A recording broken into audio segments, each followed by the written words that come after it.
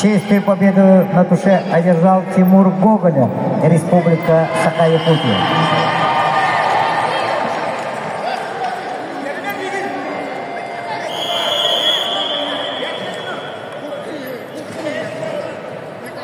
Начинаем полуфинальные схватки на ковре С. Весовая категория до 51 килограмма. Анар от Бояр, Монголия, Вадим Притезников, Республика Саха-Якутия.